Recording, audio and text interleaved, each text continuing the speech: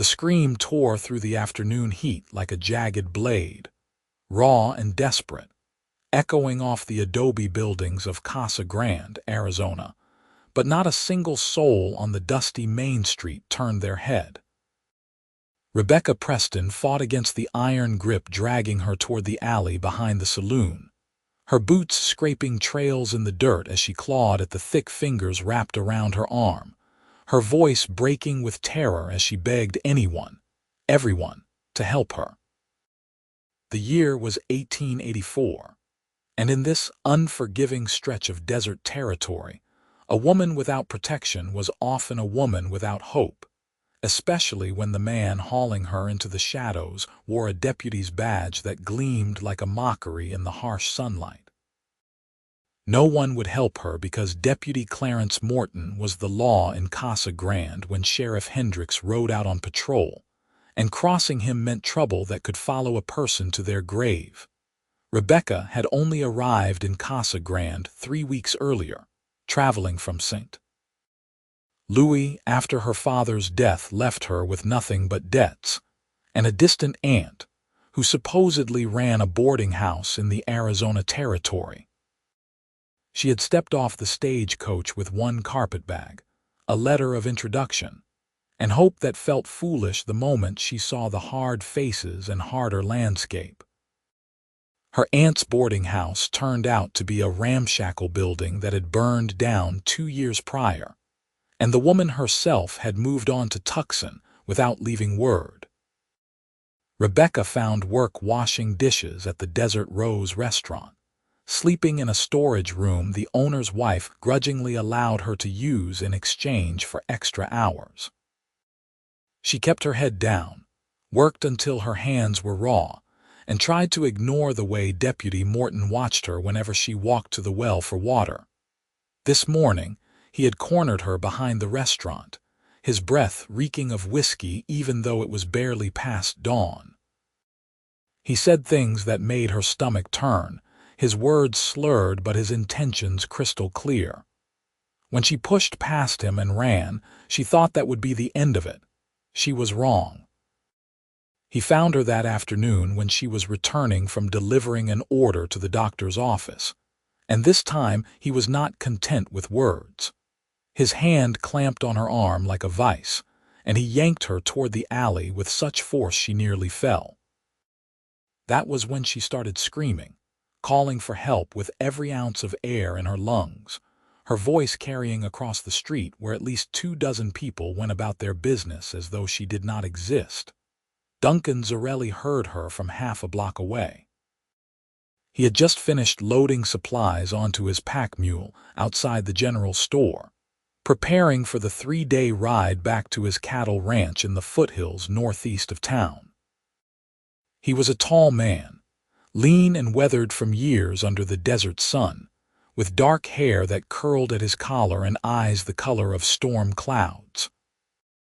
At 26, he had been working his ranch alone for nearly 5 years, ever since his father died and his mother moved back east to live with her sister. He came to Casa Grande 4 times a year for supplies, never staying longer than necessary, because he preferred the honest company of cattle and horses to the complicated politics of town life. But when that scream cut through the air, something in his chest seized, and his body moved before his mind caught up. He dropped the rope he was coiling and ran toward the sound, his boots pounding the hard, packed earth. He saw the crowd on the main street, saw them deliberately looking away, saw the church ladies huddled together whispering, saw the shopkeeper sweeping his porch with excessive focus. He saw the deputy dragging a young woman with auburn hair toward the shadowed gap between buildings, saw her fighting like a wildcat, saw the terror on her face. Duncan did not slow down. He did not calculate the consequences. He simply ran faster. Let her go. His voice boomed across the street, deep and commanding, and several people jumped. The deputy's head snapped around, his face flushing red when he saw Duncan charging toward them. "Mind your business, drifter," Morton snarled, tightening his grip on Rebecca's arm until she cried out. "This woman's under arrest for theft. I'm taking her to the jail." "Like hell you are." Duncan was on them in seconds, his hand closing around Morton's wrist with enough force to make the man wince. "Let go of her now." Rebecca's eyes went wide as she looked up at the stranger, who had appeared like an answer to a prayer. She had not even finished speaking. He was tall and solid, his jaw set with determination, his whole body radiating a quiet fury that made even the deputy hesitate. "You've got no authority here, Zarelli," Morton spat, but his voice wavered. "This ain't your concern. I'm making it my concern." Duncan's voice was low and deadly calm. "Release her, or I'll break your wrist." For a long moment, the deputy's eyes darted between Duncan's face and the growing crowd that had finally stopped pretending not to notice. Whatever he saw in Duncan's expression made him reconsider his course of action.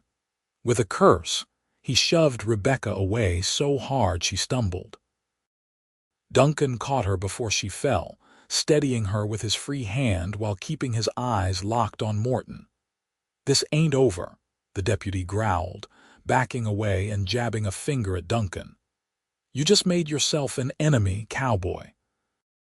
And you," he turned his venom on Rebecca, "you're going to regret this. Both of you will." He stalked off toward the saloon, and the crowd quickly dispersed, still unwilling to involve themselves now that the immediate drama had passed. Duncan felt Rebecca trembling under his hand, her breath coming in short gasps as the shock of what had almost happened crashed over her. He guided her gently away from the alley, away from the prying eyes and the cowards who had let this happen. "Are you hurt?" he asked quietly, his anger banking down into concern as he looked at her properly for the first time. She was young, probably around 21 or 22, with green eyes that were currently bright with unshed tears, and a spray of freckles across her nose. Her dress was simple and worn, patched at the elbows, and her hair was coming loose from its pins. She looked exhausted and frightened and absolutely furious all at once. "No," she managed, her voice shaking. "I mean, yes, my arm, but I'll be fine." She pulled away from him slightly, wrapping her arms around herself as though trying to hold the pieces together. "Thank you. I don't know what would have happened if you had not come. Everyone else just—" Her voice broke and she looked down, blinking hard. "I know." Duncan felt a hot coal of anger burning in his gut, but he kept his voice gentle. "I'm sorry they did that to you. You deserve better."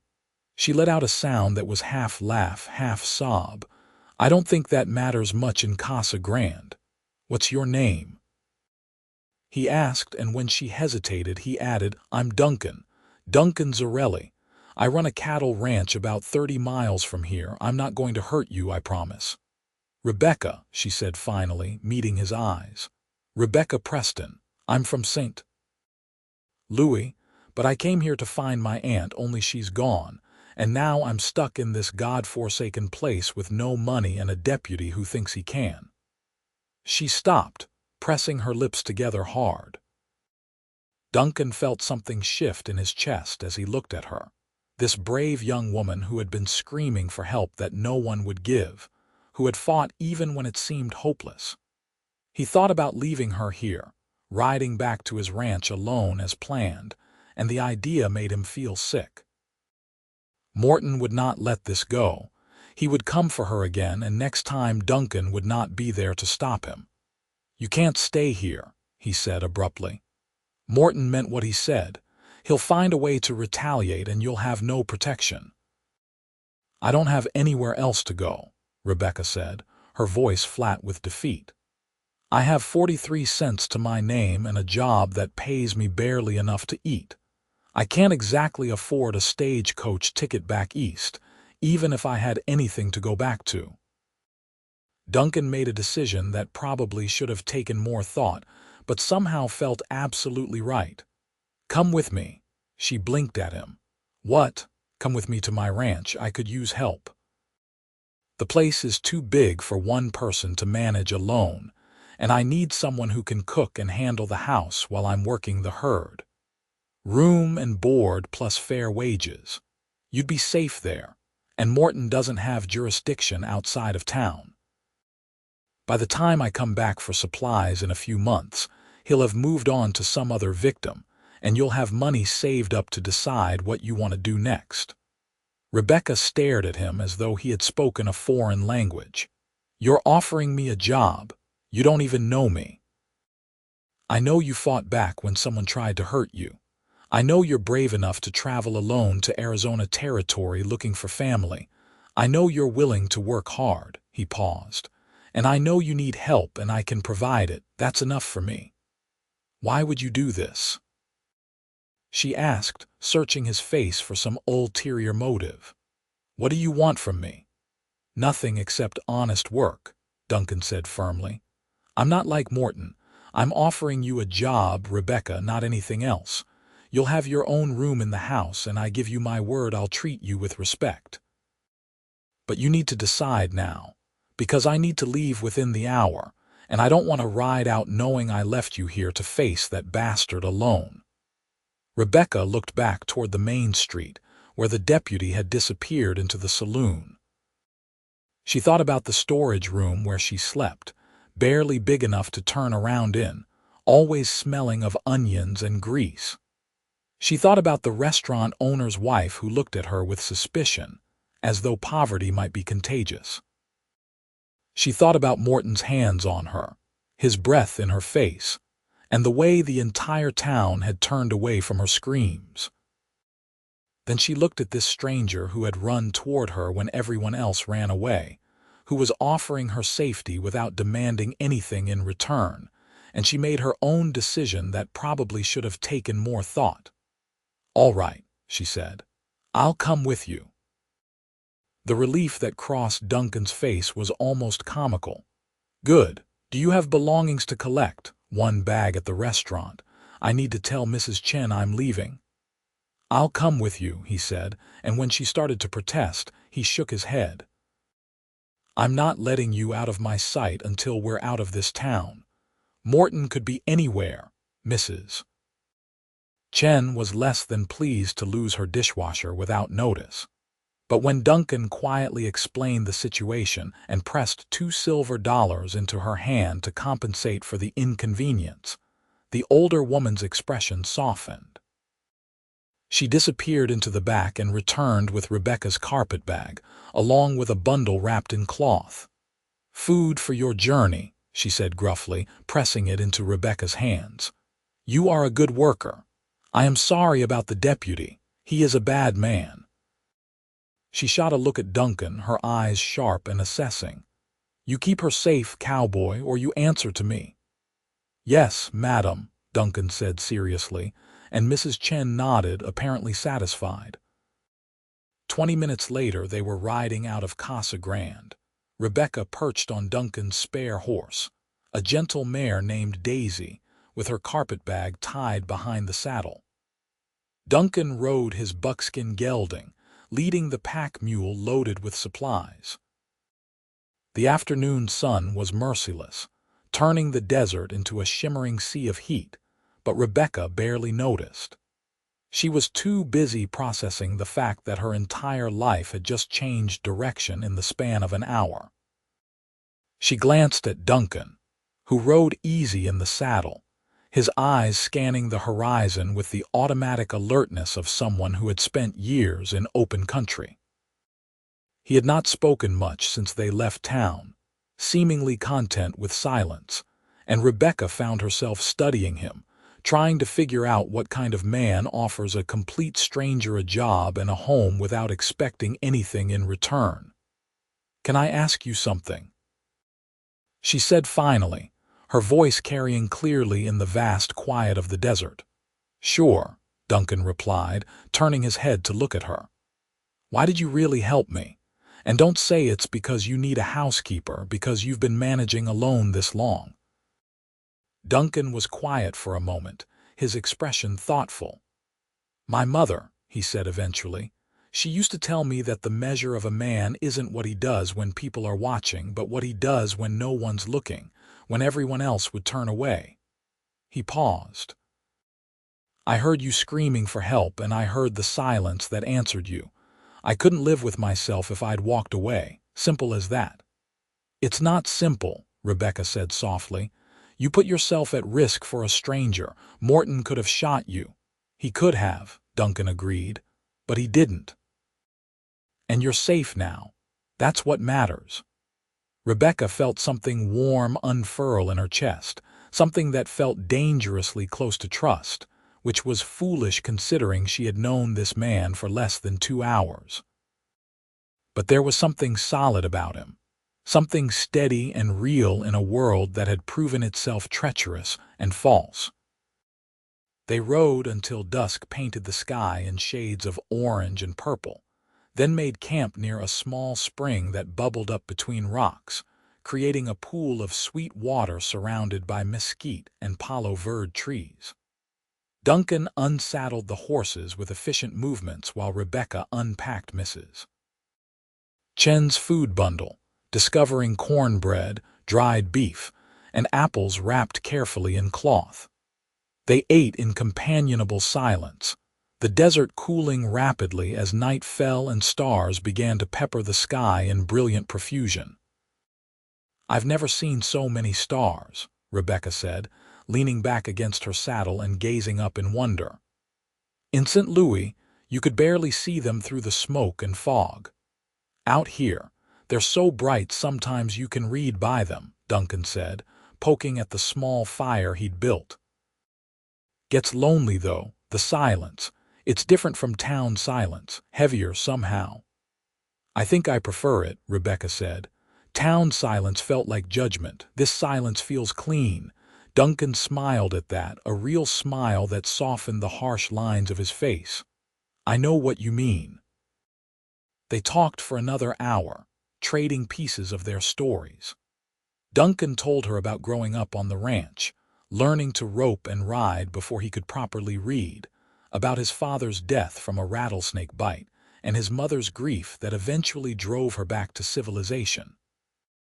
Rebecca told him about her father, a clerk who drank too much and died owing money to half of St. Louis, about the aunt who was supposed to be her salvation but turned out to be a phantom, about the crushing disappointment of arriving in Arizona territory with such hope only to find more hardship. She did not cry when she talked about it, her voice steady and matter-of-fact, but Duncan heard the pain underneath. You've had a rough time of it, he said quietly when she finished. So have you, she pointed out. But you're still here, still working, still helping people. That takes strength. Or stubbornness, Duncan said wryly. My mother always said I was too stubborn for my own good. Maybe that's the same thing as strength, Rebecca suggested, and Duncan found himself smiling again. They settled down to sleep on opposite sides of the fire, Duncan insisting Rebecca take both bedrolls while he used his saddle blanket. She protested, but he was immovable on the subject, and eventually she gave in, too exhausted to argue further.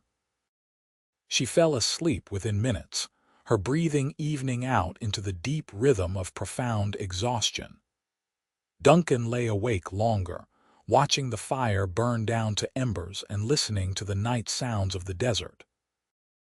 He thought about the way Rebecca had fought against Morton, thought about the terror and fury in her face, thought about how no one had helped her. He thought about the decision he had made on impulse, bringing a stranger to his home, and wondered if he was crazy. But when he glanced across the fire at her sleeping form, curled on her side with one hand tucked under her cheek, he felt a fierce protectiveness that surprised him with its intensity. She had called for help, and he had answered. Whatever came next, he knew he had made the right choice. The next 2 days of travel passed in a rhythm of riding, resting, and talking. Rebecca proved to be an easy traveling companion, never complaining about the heat or the long hours in the saddle, though Duncan could tell she was not accustomed to riding. He adjusted their pace accordingly, stopping more frequently than he normally would, always near water sources where she could rest in shade. She asked questions about the land, about the plants and animals they passed, about ranching and cattle, and he found himself enjoying the conversation more than he expected. She had a sharp mind and a dry sense of humor that surfaced once she relaxed, making him laugh with her observations about the absurdities of St. Louis society compared to the brutal practicalities of Arizona territory. Back home, ladies would faint if they had to walk more than 2 blocks in the sun, she said on the second afternoon, fanning herself with her hat. Out here, you either walk in the sun or you die. It certainly simplifies things. You're adapting pretty well, Duncan observed, and she shot him a wry smile. Necessity is a powerful teacher. They reached the ranch on the 3rd day, arriving in late afternoon when the sun was beginning its descent toward the western mountains. The ranch house was built of adobe and timber, low and sprawling, designed to stay cool in summer and warm in winter. It sat in a valley between rocky hills, with a creek running nearby and cottonwood trees providing precious shade. There was a barn, a stable, corrals, and various outbuildings, all showing signs of hard use but good maintenance. Rebecca could see cattle grazing in the distance, small dark shapes against the golden grass. "It's beautiful," she said, and meant it. After the harshness of Casa Grande, the ranch looked like an oasis, green and living in the midst of the desert. "It's home," Duncan said simply, and she could hear the pride and love in his voice. He helped her down from Daisy, his hand steadying her when her legs wobbled after 3 days of riding. "You'll be sore for a few days," he said sympathetically, "but it gets easier." He showed her the house, which was larger inside than it appeared from outside. There was a main room with a fireplace and comfortable if worn furniture, a kitchen with a good stove and table, 2 bedrooms, and a small room that had apparently been used for storage. Duncan cleared it out within an hour, carrying boxes and tools to the barn, then brought in a bed frame from one of the outbuildings and assembled it while Rebecca watched, feeling oddly touched by the effort he was making. "It's not fancy," he said, standing back to examine his work, "but the mattress is good and you'll have privacy. There's a lock on the door if you want it." "Thank you," Rebecca said, her throat suddenly tight, "for all of this. I still can't quite believe you're doing this for someone you barely know." Duncan met her eyes. "I'm a pretty good judge of character. I think you'll prove me right." That first week at the ranch was an education for Rebecca in ways she had not anticipated. Duncan was up before dawn, working from sunrise to sunset, and she quickly realized that running a ranch alone was backbreaking work. She threw herself into making herself useful, taking over the cooking and cleaning with a determination born of gratitude and pride. She had not been exaggerating when she said she could cook. Her father might have been a drunk, but her mother, who died when Rebecca was 14, had been an excellent cook, and she had passed on her skills. Duncan came in for lunch on the 3rd day to find real bread, not hardtack, and beef stew that actually had vegetables and seasoning, and his expression was almost comically grateful. "This is the best meal I've had in 5 years," he said honestly, and Rebecca felt herself flush with pleasure at the compliment. "It's the least I can do," she said, "considering you saved my life." "You're earning your keep," Duncan replied firmly. "This is a fair exchange, Rebecca. Don't sell yourself short." She started to see the patterns of his days, the relentless cycle of work that kept the ranch running. He checked water sources, mended fences, tracked the herd, doctored sick cattle, broke horses, repaired equipment, and did 100 other tasks that Rebecca had never even considered. She helped where she could, learning to feed the chickens she had not even known he kept, to collect eggs, to tend the vegetable garden that had been going to seed from neglect. In the evenings, they ate together at the kitchen table, and she began to learn more about the man who had rescued her. Duncan, she discovered, was quieter than most men she had known, but when he spoke, it was worth listening. He was well read despite his isolated life, his shelves holding books on everything from cattle breeding to Shakespeare, and he was hungry for conversation about ideas and places beyond his immediate experience. He asked about St. Louis, about Rebecca's education, about her dreams before her father's death had derailed everything.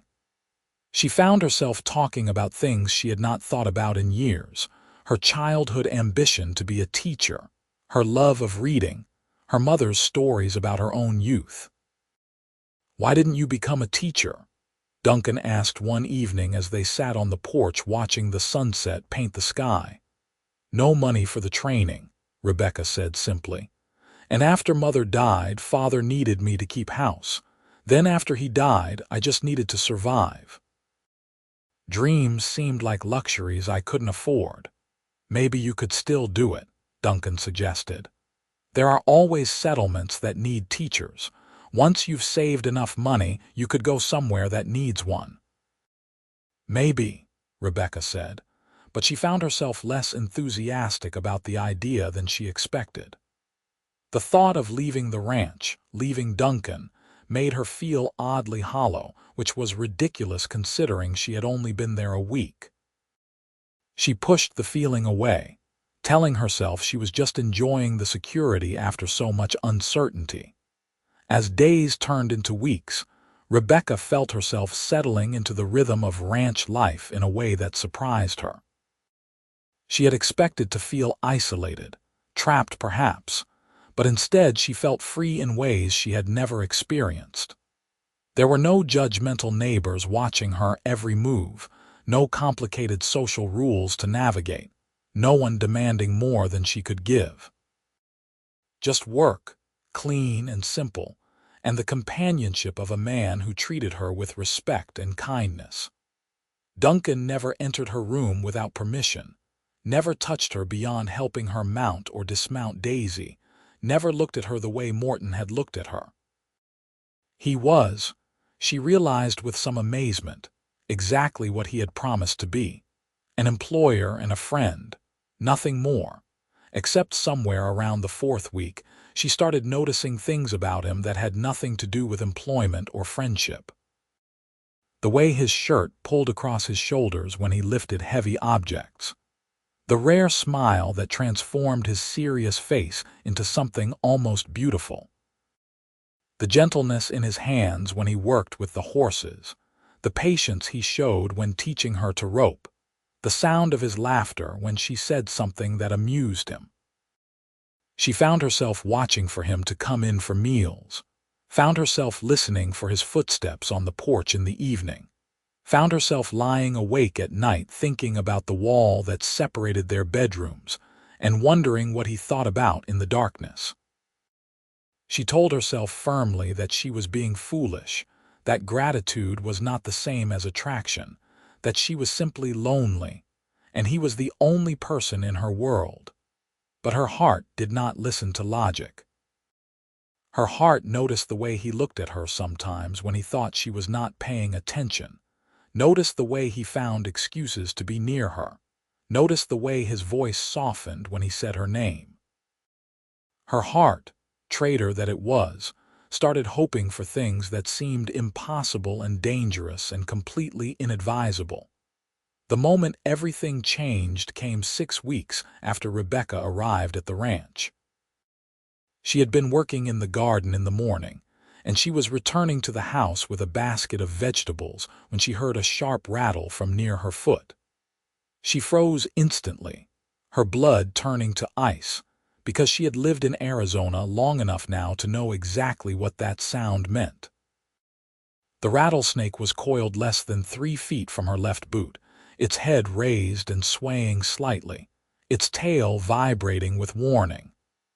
Rebecca barely breathed, her mind racing through everything Duncan had told her about snakes. Do not run. Do not make sudden movements. Back away slowly if possible. She started to ease her weight backward, moving with agonizing slowness, and the snake tracked her movement but did not strike. She took one careful step back, then another, her heart hammering so hard she thought it might burst from her chest. The snake began to uncoil slightly, and she dared to hope she might escape this. Then her boot heel caught on a rock, and she stumbled, her arms flailing for balance. The snake struck. Duncan's rope caught the snake mid-strike, yanking it away from Rebecca's leg with such force that it flew several feet before hitting the ground. He was there before she could even process what had happened, his lasso having come from 20 feet away with impossible accuracy, and he dispatched the snake quickly with his boot heel while Rebecca stood frozen in shock. "Are you hurt?" he demanded, dropping to his knees in front of her and running his hands over her legs, checking for puncture marks. "Did it get you? Rebecca, talk to me." "No," she managed, her voice shaking. "It did not. You stopped it. You saved me again." Duncan sat back on his heels, his face pale beneath his tan, his hands trembling slightly as the adrenaline worked through his system. "Jesus," he breathed. "When I saw it coiled there, when I saw you so close to it, I thought." He stopped, swallowing hard. Rebecca looked down at him, at this man who kept saving her life, who had thrown his rope with split-second timing and perfect aim, who was now looking at her as though the thought of her being hurt was physically painful to him. Something in her chest cracked open and words came tumbling out before she could stop them. "Why do you keep doing that? Why do you keep saving me?" Duncan stood slowly, his eyes never leaving her face. "You know why?" "No," Rebecca said, even though her heart was pounding for reasons that had nothing to do with the snake now. "Tell me." "Because I can't stand the thought of anything happening to you," Duncan said, his voice rough with emotion he was clearly struggling to contain. "Because from the moment I heard you screaming in that town, something in me recognized something in you, and I have not been able to get you out of my head since. Because somewhere in the last 6 weeks, you stopped being my employee and became the first thing I think about when I wake up, and the last thing I think about before I sleep. Because I'm falling in love with you, Rebecca, and I know I should not say that. I know you probably feel obligated to me because I helped you, but I cannot keep pretending that what I feel is just friendly concern." Rebecca stared at him, her breath caught in her throat, her mind reeling. "You're falling in love with me." "I'm sorry," Duncan said immediately, stepping back. "I should not have said anything. You don't have to feel the same way, and I promise it will not change anything about your job or your place here. I just—" Rebecca dropped the basket of vegetables and closed the distance between them, reaching up to cup his face in her hands. "Duncan, stop talking." He stopped, his eyes wide and uncertain, and she rose on her toes and kissed him. For a frozen moment, he did not move, and she thought she had made a terrible mistake. Then his arms came around her, pulling her against him, and he was kissing her back with a hunger that made her dizzy. His mouth was hot and demanding on hers, his hands splayed across her back, holding her as though she might disappear if he let go. Rebecca pressed closer, her fingers tangling in his hair, her body fitting against his as though designed for exactly this purpose. When they finally broke apart, both breathing hard, Duncan rested his forehead against hers. "Does this mean?" "It means I feel the same way," Rebecca said, laughing a little at the wonder in his voice. "Did you really think you were the only one who was falling?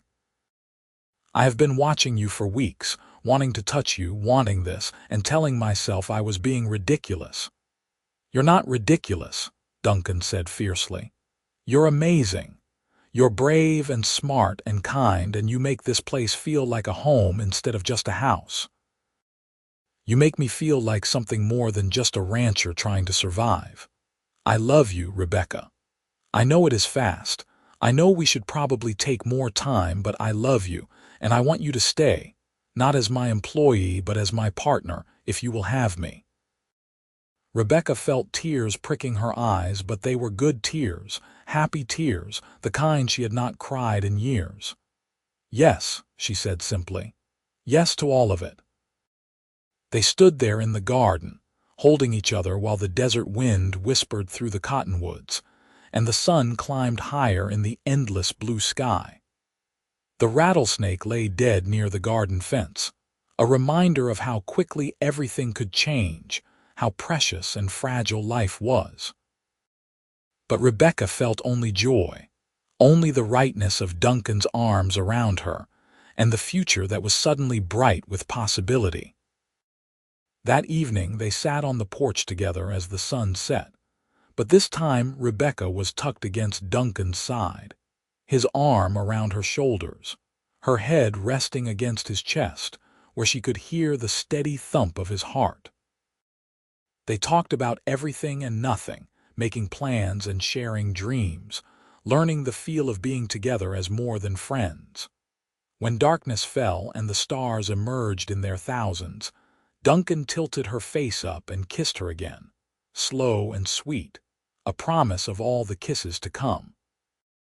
The next few weeks were a kind of idyll that Rebecca had not known existed outside of novels. She and Duncan worked together during the day, but now there were stolen kisses in the barn, lingering touches when they passed each other, long conversations on the porch that stretched past midnight. Duncan taught her to ride better, to rope cattle, to track signs in the dust. She taught him that meals could be more than just fuel, that flowers on the table made a house warmer, that laughter was as important as work. They talked about the future with increasing seriousness. Duncan wanted to expand the herd, maybe buy the adjacent property that was coming up for sale. Rebecca wanted to start a small school for the scattered ranch families in the area, teaching their children to read and write. They talked about marriage, about the life they could build together, about the children they might have someday. "How many children do you want?" Rebecca asked one evening as they washed dishes together, her hands in the soapy water and Duncan drying with a cloth. "I had not thought much about it before," Duncan admitted. "But now, with you, I think about it all the time. 3, maybe 4. Enough to fill this house with noise and laughter." "What about you?" "The same," Rebecca said, smiling at the image. "I always wanted a big family. I was lonely growing up as an only child." "Our children will never be lonely," Duncan promised, setting down the plate he was drying and pulling her into his arms, soap suds and all. "They'll have each other and they'll have us, and they'll grow up knowing they're loved beyond measure." "You're going to be a wonderful father," Rebecca said softly, touching his face. "And you're going to be an incredible mother," Duncan replied, kissing her forehead. "I cannot wait to see it, Rebecca. I cannot wait for all of it." They decided to marry in the fall, wanting time to prepare properly and for Duncan to make a trip into Casa Grande to arrange for a circuit preacher to come to the ranch. Neither of them had any desire to marry in town where Morton still wore his badge, and the people who had ignored Rebecca's screams went about their lives. They would marry here, on the land they both loved, surrounded by the beauty of the desert that had brought them together. But first, Duncan had to make that supply run to Casa Grande. He had been putting it off, partly because he was reluctant to leave Rebecca even for a few days, partly because he knew there might be trouble with Morton. But they were running low on essential supplies, and 3 neighboring ranchers needed him to place orders for them as well. It could not be postponed any longer. "I'll come with you," Rebecca said when he announced he was leaving in 2 days. "No," Duncan said immediately, his voice firm. "Morton's still there. I'm not bringing you anywhere near him." "He might cause trouble for you," Rebecca argued. "Because of me, I should be there." That's exactly why you should not be there, Duncan said, cupping her face in his hands. Rebecca, I need to know you're safe here. I need to be able to focus on getting supplies and getting out without worrying about you. Please, trust me to handle this. Rebecca wanted to argue further, but she saw the worry in his eyes and relented. All right, but you come back safe, Duncan Zarelli. You hear me? I hear you, he said, kissing her softly. I'll be gone 3 days, 4 at most, and when I come back we'll set a wedding date. He left at dawn 2 days later, and Rebecca stood on the porch watching until he disappeared over the ridge, her heart heavy with foreboding she tried to dismiss as foolishness. Duncan was capable and smart. He would be fine. She threw herself into work to distract herself, cleaning the house from top to bottom, mending clothes, working in the garden until her hands were dirt-stained and her back ached. The first day passed slowly. The second day dragged. By the third day, Rebecca was pacing the porch like a caged animal, watching the horizon for any sign of Duncan's return. He rode in just before sunset, and Rebecca ran to meet him, her relief so profound it made her legs weak. But her smile died when she saw his face, saw the bruise darkening his jaw and the way he moved stiffly as he dismounted. "What happened?" she demanded, her hands running over him, checking for injuries. "Duncan, what happened?" "Morton," Duncan said grimly, wincing as she touched his ribs. "He was waiting for me, had 3 of his friends with him. They jumped me in the alley behind the general store." Rebecca felt rage sweep through her so intensely she shook with it. "Did they hurt you badly? Should I get the doctor?" "Nothing's broken," Duncan assured her, though his expression suggested he was in considerable pain. "Just bruised. They wanted to teach me a lesson about interfering in town business. Morton said if I ever came back, it would be worse." He paused, his jaw tightening. "He said other things too.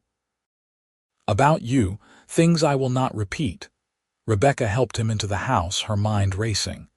"We need to report this. He can't just attack people." "Report it to who?"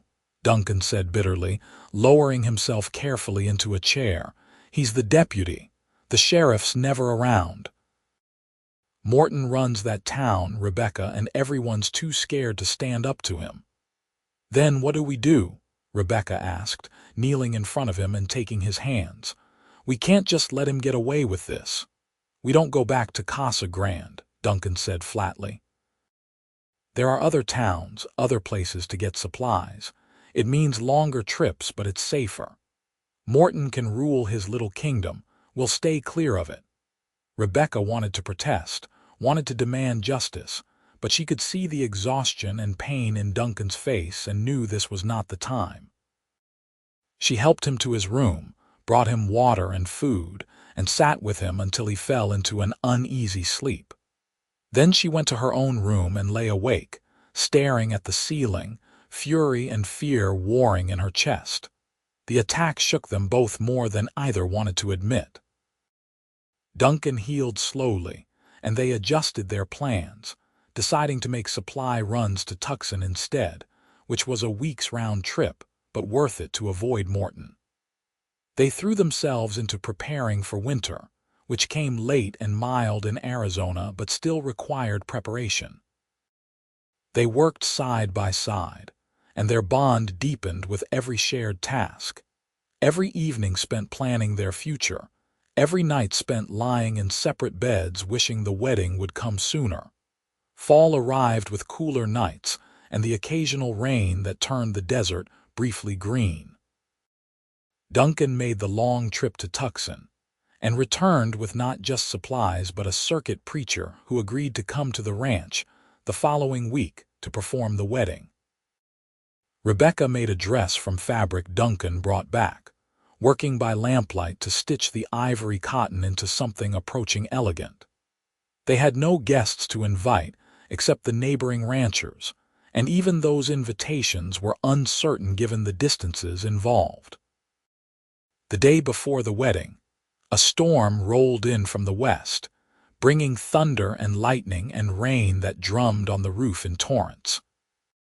Duncan and Rebecca stood on the porch watching the deluge, worried that the preacher might not be able to make it through the swollen creek that lay between Tucson and the ranch. "If he can't come, we'll wait," Duncan said, though his disappointment was evident. "There will be other opportunities." "Or we could just declare ourselves married," Rebecca said lightly, trying to ease the tension. "I'm sure the horses would be fine witnesses." Duncan laughed and pulled her close, kissing the top of her head. "I want to do this right, Rebecca. I want you to have a real wedding with a preacher and vows and everything proper. You deserve that." "I just want you," Rebecca said, turning in his arms to look up at him. "The rest is just details." "Even so," Duncan said softly, "I want to give you all the details too." The storm passed overnight, and morning dawned clear and bright. By noon, the preacher arrived, a cheerful older man named Reverend Walsh, who apologized for his muddy boots and accepted Rebecca's offer of lunch with enthusiasm. Two of the neighboring ranchers managed to make it as well, the Hendersons and the Martinez family, bringing their wives and creating enough of a gathering to feel festive. They married in the late afternoon when the light was golden, and the desert smelled of rain and sage. Rebecca wore her ivory dress and wildflowers in her hair that she had picked that morning. Duncan wore his best shirt and pants, his hair still damp from washing, his eyes shining with emotion as he watched Rebecca walk toward him across the yard. They stood before Reverend Walsh with their friends as witnesses, and Duncan took Rebecca's hands in his. "I, Duncan Zarelli, take you, Rebecca Preston, to be my lawfully wedded wife," he said, his voice steady and strong. "I promise to love you, to protect you, to stand by your side through whatever comes.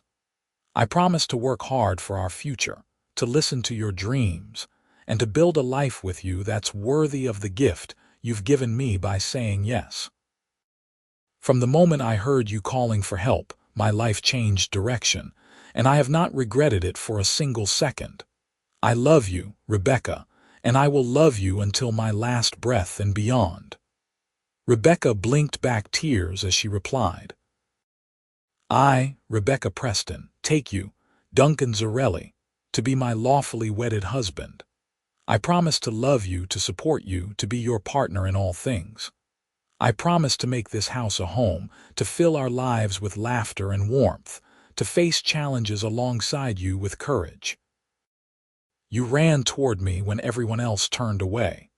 You gave me safety when I had nothing, respect when I had known only contempt, and love when I thought I was unlovable. I love you, Duncan, with everything I am, and I will spend the rest of my life showing you that your faith in me was not misplaced." Reverend Walsh pronounced them husband and wife, and Duncan kissed Rebecca as their friends cheered, a kiss that promised everything and asked for nothing except the privilege of a lifetime together. They celebrated with a feast Rebecca and Mrs. Henderson had prepared, with music from Mr. Martinez's guitar, with dancing under the stars as the desert night wrapped around them like a blessing. When their guests finally departed and they were alone, Duncan carried Rebecca over the threshold of the house that was now truly their home, both of them laughing at the tradition. He set her down gently in the main room, and suddenly they were both nervous, the reality of their wedding night making them shy with each other despite all the weeks of growing closeness. "I have waited so long for this," Duncan said quietly, cupping her face in his hands. "For you, for this, for the right to call you my wife." "I'm yours," Rebecca said simply, "completely and forever." They came together in the bedroom that was now theirs to share, learning each other with tenderness and passion, with laughter when things were awkward and sighs when they were perfect. Duncan was gentle and patient, attentive to Rebecca's needs, and she discovered a depth of feeling and sensation she had never imagined. They loved each other through the night, sleeping tangled together and waking to love again, learning the contours and responses of each other's bodies, cementing their union in the most intimate and sacred way. The weeks that followed were a revelation of domestic happiness. Rebecca had never imagined that marriage could be so easy, so joyful, so full of small pleasures. She loved waking up in Duncan's arms, loved seeing his face first thing every morning, loved the way he kissed her before heading out to work and the way he kissed her when he came back. She loved the quiet evenings when they sat together reading or planning or simply talking, loved the way he made her laugh, loved the security of knowing she was loved and valued and safe. Winter passed into spring, and Rebecca discovered she was pregnant. She told Duncan one evening after dinner, watching his face carefully as she spoke the words. For a moment he simply stared at her, his expression unreadable. Then he let out a whoop of joy so loud it startled the chickens, and he swept her into his arms, spinning her around until she laughed and begged him to stop. "We're having a baby," he kept saying, as though he could not quite believe it. "Rebecca, we're having a baby." "Yes," she said, cupping his face in her hands, her own joy reflected in his eyes. "We are you happy?" "Happy." Duncan set her down carefully as though she might break, his hands settling protectively on her still flat stomach. "I'm beyond happy. I'm terrified and thrilled and grateful and overwhelmed, and I love you so much it hurts." "I love you too," Rebecca said, covering his hands with hers. "And we're going to be wonderful parents." Duncan was true to his word about being terrified. He became almost comically protective, insisting Rebecca rest more, work less, avoid anything that might possibly be dangerous. She bore it with good humor for the first few weeks, but eventually had to sit him down and firmly explain that she was pregnant, not fragile, and that she would go mad if he tried to wrap her in cotton wool for the next 6 months. "I just want to keep you safe," Duncan said, looking genuinely distressed. "Both of you. I couldn't stand it if something happened." "Nothing's going to happen," Rebecca said gently. "Women have been having babies since the beginning of time, and I'm healthy and strong. You need to trust me to know my own body and my own limits." Duncan took a breath and nodded. "You're right. I'm sorry. I just love you so much, and now there's this little person who's half you and half me, and the thought of anything going wrong makes me crazy." "That's sweet," Rebecca said, kissing him softly, "but also a little suffocating. So we're going to find a balance, all right. I'll be careful, and you'll try not to panic every time I lift something heavier than a teacup." They found their balance over the following months, and Rebecca bloomed with pregnancy, her body rounding and her face glowing with health. Duncan talked to her belly constantly, telling their child stories about the ranch, about Rebecca, about the life they were building. He built a cradle from mesquite wood, sanding it until it was smooth as silk, lining it with blankets Rebecca sewed from soft cotton. They turned the storage room into a nursery, painting the walls a cheerful yellow and filling it with everything a baby might need. In late summer, when the heat was at its most intense, Rebecca went into labor. Duncan rode hard to fetch Mrs. Henderson, who had helped deliver dozens of babies in the territory, and then proceeded to pace the porch like a madman while Rebecca labored with Mrs. Henderson's help. The older woman finally stuck her head out the door and told him to either come in and be useful or go work off his energy elsewhere, because his pacing was driving everyone mad. Duncan chose to be useful, holding Rebecca's hand and wiping her face with cool cloths, murmuring encouragement even as he felt completely helpless in the face of her pain. When their son finally entered the world with a lusty cry, Duncan wept openly, holding Rebecca and staring at the tiny, perfect human they had created together. "He's beautiful," Duncan whispered, as Mrs. Henderson cleaned the baby and wrapped him snugly. "Rebecca, look at him. Look at what we made." "What should we name him?" Rebecca asked, exhausted but radiant, her hair plastered to her face with sweat and her eyes shining with love. They had discussed names for months but never quite decided. Now, looking at his son's scrunched face and waving fists, Duncan said, Daniel Zarelli. "It means God is my judge, and Zarelli means maker of baskets, which is humble work, good work. Daniel Zarelli." "Daniel," Rebecca repeated, testing it. "Yes, that's perfect. Hello, Daniel. Welcome to the world, little one." Their son was healthy and strong, with Duncan's dark hair and Rebecca's green eyes. And from the first moment, he had both of them wrapped completely around his tiny fingers. Duncan proved to be exactly the kind of father Rebecca had known he would be, patient and loving, never too tired to walk the floor with a crying baby, never resentful of interrupted sleep or changed plans. He carried Daniel with him around the ranch when he could, talking to him constantly, showing him the horses and cattle and the wide desert sky. Rebecca recovered quickly from childbirth and fell into the rhythms of new motherhood with the same determination she brought to everything else. She was tired constantly, but it was a good tired, the kind that came from loving service. She watched Duncan with their son and felt her heart could not possibly hold any more love, only to discover that it somehow expanded to accommodate even more. When Daniel was 3 months old, Duncan made a supply run to Tucson and returned with a letter that had been waiting for him at the general store there. It was from Sheriff Hendricks of Casa Grande, and Duncan read it with increasing satisfaction before passing it to Rebecca. "Morton's gone," he said simply. The letter explained that Morton had finally pushed too far, attacking a rancher's son who had come to town for supplies. But this rancher was wealthy and well-connected, and he had not been willing to let the matter drop. He had gone over the sheriff's head, straight to the territorial governor, with a complaint that detailed years of Morton's abuses. An investigation had been launched.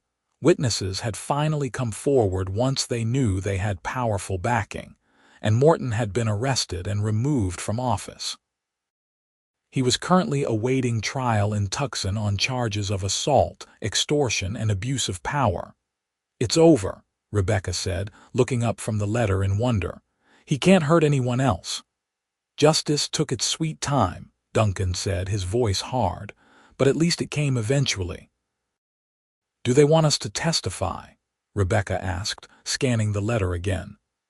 "They have enough witnesses without us," Duncan replied. "But the sheriff thought we'd want to know. He also apologized, said he had been derelict in his duties by being absent so often, said changes were being made." Rebecca set the letter down and looked at Duncan. "I don't ever want to go back there." "We don't have to," Duncan assured her. "Tucson suits us fine for supplies, and frankly, Casa Grande holds nothing but bad memories. We have everything we need right here," and they did. As Daniel grew from infant to toddler, as the ranch prospered under Duncan's hard work and good management, as Rebecca started her small school with 6 students from neighboring ranches who came twice a week for lessons, they built a life that was everything they had dreamed and more. They added a room to the house, then another, preparing for the children they hoped would follow. When Daniel was 2, Rebecca gave birth to their second child, a daughter they named Rose after Rebecca's mother. She had Rebecca's auburn hair and Duncan's gray eyes, and she was quieter than her brother, but no less determined. Duncan was, if possible, even more besotted with his daughter than he had been with his son, carrying her everywhere and treating her like precious treasure. "You're going to spoil her," Rebecca teased, watching him rock Rose to sleep with a tenderness that made her heart ache. "She deserves to be spoiled," Duncan said unapologetically. "She's perfect." 2 years after Rose came another son, Samuel, who had Rebecca's curls and Duncan's build even as an infant, promising to be tall and broad. And 2 years after Samuel, another daughter, Grace, who was small and delicate with dark eyes that seemed to see everything. The house that had once been too quiet was now filled with noise and laughter, and the chaos of 4 children growing up with the desert as their playground and the ranch as their kingdom. Duncan expanded the herd, bought the adjacent property as he had dreamed, and became known throughout the territory as a fair dealer and an honest man. Rebecca's school grew as well, with families willing to travel considerable distances so their children could learn to read and write from the woman who taught with patience and creativity and genuine love for her students. The years passed in the way years do when life is full and good, each season bringing its own rhythms and challenges. They weathered droughts and storms, sickness and setbacks, always together, always united in their determination to build something lasting. The children grew tall and strong, learning to ride and rope and work the ranch alongside their father, learning to read and think and question from their mother. Duncan and Rebecca grew older together, their faces weathering and lining but their love only deepening with time. They still sat on the porch in the evenings when work was done, still talked about everything and nothing, still held hands and stole kisses when the children were not watching. They told their children the story of how they met, about the day Rebecca screamed for help and Duncan came running, and the children never tired of hearing it. "You saved Mama," Daniel would say with satisfaction, as though the story was as much his as theirs. "Your mother saved herself," Duncan would correct gently. "She had the courage to fight, to survive, to hope that things could be better. I just gave her a chance to prove it." "We saved each other," Rebecca would add, taking Duncan's hand. "That's what people who love each other do." When Daniel was 16, he asked his father about the scar on his ribs, the lasting mark from Morton's beating all those years ago. Duncan told him the truth, told him about standing up for what was right even when it cost something, about the importance of helping people who needed help even when no one else would. "What if you had not been there that day?" Daniel asked. "What if you had not heard Mama calling for help?" Duncan was quiet for a long moment, his eyes distant. "I don't like to think about that," he admitted, "because I might not have you or your sisters or your brother or any of this life we have built. Everything good in my world stems from that one moment when I decided to run towards someone who needed help instead of walking away like everyone else. It taught me that one decision, one moment of courage, can change everything." "That's why you always help people," Daniel said, understanding dawning. "That's why we take in families who are struggling, why you lend money and cattle, why Mama teaches for free sometimes."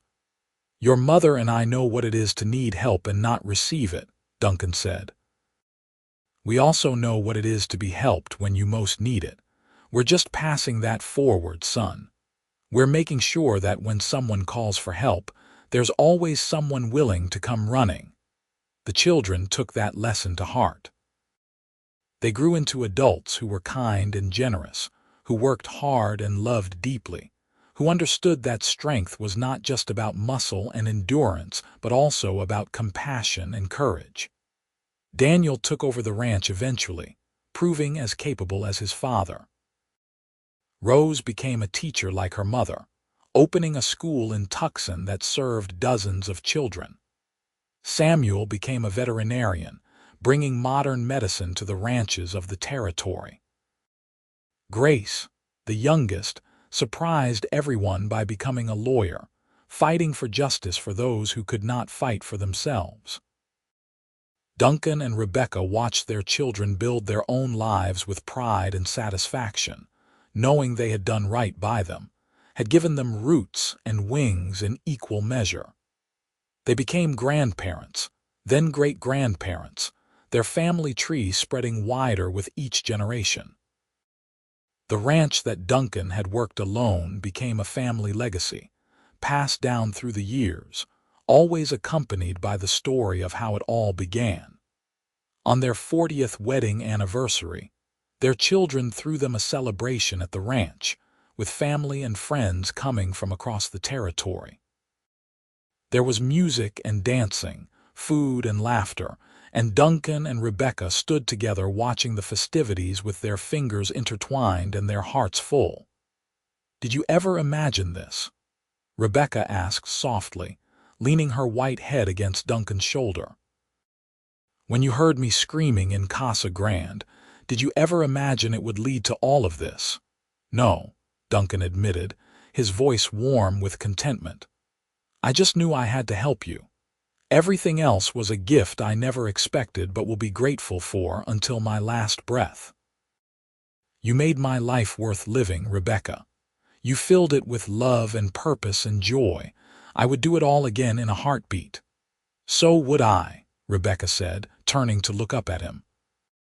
His hair was silver now, his face deeply lined, but his eyes still held the same warmth and strength that had drawn her to him all those years ago. "Running away with you was the best decision I ever made, Duncan Zarelli. Asking you to come with me was the best decision I ever made, Rebecca Zarelli," he replied, and kissed her softly while their descendants cheered and clapped around them. They lived many more years together, never spending a night apart if they could help it, never letting a day pass without saying "I love you," never forgetting that they had been given a second chance at life when Duncan ran toward Rebecca's cries for help instead of away. They died within months of each other, Duncan first in his sleep after a long illness, Rebecca following soon after, her body simply deciding it was time to join her beloved. They were buried on a hill overlooking the ranch, under 2 cottonwood trees that rustled in the desert wind, their graves side by side with a single stone that bore their names and a simple inscription chosen by their children. She called for help no one would give. He heard her and came running anyway. Together, they built a life of love that echoes through generations. And it did echo, that love, through their children and grandchildren and great-grandchildren, through the ranch that still stood strong, through the school that still taught reading and compassion, through the countless small acts of kindness and courage that rippled outward from that single moment in Casa Grande, when a cowboy made the choice to run towards someone who needed him instead of turning away like everyone else. Their story became legend in the territory, told and retold, a reminder that sometimes the most important thing a person can do is answer when someone calls for help, because you never know where that moment of courage might lead, what lives might be changed, what love might bloom from the simple act of running towards someone who needs you when the whole world has turned its back.